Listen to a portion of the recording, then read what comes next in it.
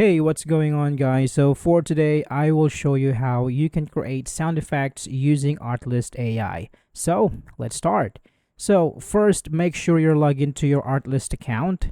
And from here, you can go ahead and click on AI Toolkit. Now, once you are on this window, you can take a look at the prompt box here and click on this button that says Image. And here you can go ahead and click on music. Now, once you're here, you need to create a prompt that includes the details of your effects. So here, make sure that you include a lot of adjectives to your prompt. So say, for example, you can say, create a cinematic